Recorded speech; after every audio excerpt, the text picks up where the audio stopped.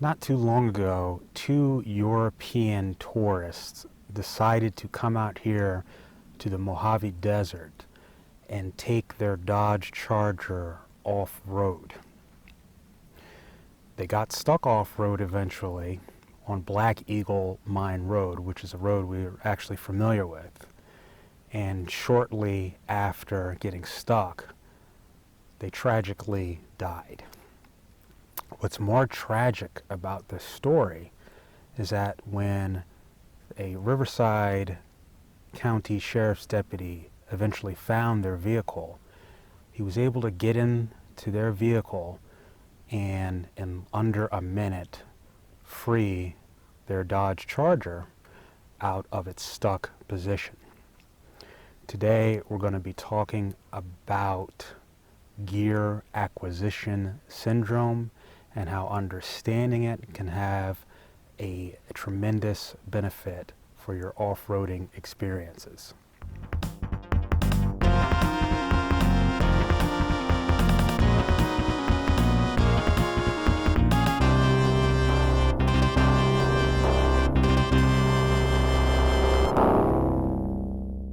Quick disclaimer, this video is going to be about gear acquisition syndrome, and this has to do with people who feel that it's necessary to collect a lot of off-road gear in order to go off-roading.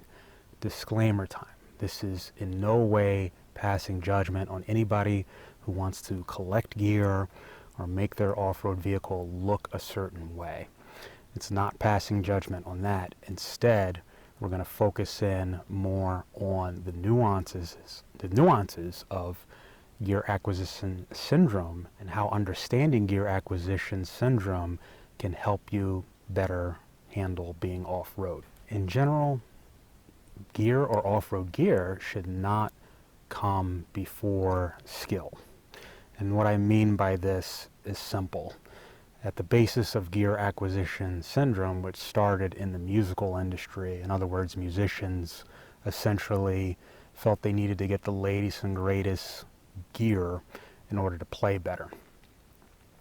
But they quickly learned that it doesn't improve their overall fundamental musical skill. And this also applies to off-roading. Now, this gear acquisition syndrome is in pretty much everything. But the gist of it is you cannot buy skill. Anything that's an add-on, an extra piece of equipment, this doodad, this latest piece of tech, etc., is not going to replace your own skill and your own ability to get out there and learn, make mistakes, improve from those mistakes, and get better as you off-road. Gear is something that should complement your skill and not replace your skill. Your gear should be one with your skill instead of trying to mask a lack of skill.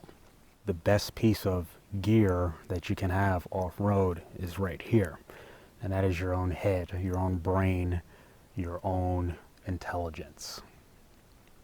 A lot of people ask me sometimes after seeing a particular off-road video taking this Lexus GX460 off-roading on a moderate or difficult trail, they'll ask, what type of tires do you have? And this is an example of where gear and skill get kind of mixed up because the tires are not what made me or anybody get through the trail. They are BFG KO2s. Yes, it's gear, but it only adds about 10% to the driving experience. It's not this night or day difference. So it's not this gear or these tires that allowed us to get through the trail, but rather a combination of experience, skill, getting out failing, and getting back on the trail again and finding solutions to those failures. Now again, this is not a judgment thing on gear. We absolutely positively have gear in this vehicle and on this vehicle. Instead, I wanted to highlight for those who may be new to off-roading the fact that it may seem confusing because you could see a lot of geared up off-road vehicles, and you may think that you need that much gear in order to off-road successfully. In truth, the amount of gear is much, much less. We have all-terrain tires, we have a couple shovels, we have some ropes and an air compressor, and that gets us is pretty much as far as we could ever wish. We don't have a winch, we don't have other stuff, whatever. It's not specific to any one type of gear. It's just simply bringing it back down to earth and saying that if you are new to off-roading or want to get more into off-roading, you really don't need that much gear. Now, I am by no means some sort of off-road commando. I've been stuck many times in this vehicle. I've high-centered, I've been rescued, and I'm the first to make mistakes. That's how we learn, by making mistakes. And I'll tell you what my off-roading sensei said to me when he rescued me one time when we high-centered this GX460 on a large rock on Copper Mountain. And I called him, and Sensei came to the rescue. And this man has 40 years of off-roading experience out here in the desert, and he brought with him all but 3 tools, 2 shovels, 1 short, 1 long, and a rope. And I looked at him and I said, how are we going to get out of this? I'm high-centered on my transmission oil pan. And Sensei proceeded to hand the shovel to me and said, dig. And so I began digging, and eventually between the two of us we got this car unhigh-centered. In other words, we dug the rock out, and away we went. And Sensei looked at me and said, now what did it take to save you? He said, did it take a big jacked up monster truck? Did it take a big high torque output electric winch?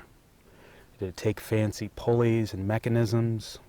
Did it take any sort of fancy or specialized equipment? And of course I knew the answer. All it took was this and a shovel. So my point of that story is, even I was overthinking the whole concept of gear and how am I going to get out of this. Surely we're going to need some sort of gear if I'm in trouble off-road, a lot of specialized equipment. But it only took a shovel. Now, I'm again by no means saying that a shovel is all you need. We obviously carry more than that. We carry a jack, we carry shovels, ropes, everything we said earlier. But again, the amount of gear is smaller than most people think, and it's certainly smaller than what new people might perceive as necessary to off-road when they see an off-road vehicle that's all kitted out in a bunch of gear. They may not think that they can go off-road or self-recover or even recover someone else. So a sensei once said to me, your best recovery gear is this and a shovel. At least out here in the desert, that will get you out of, in his words, 99% of stuck situations.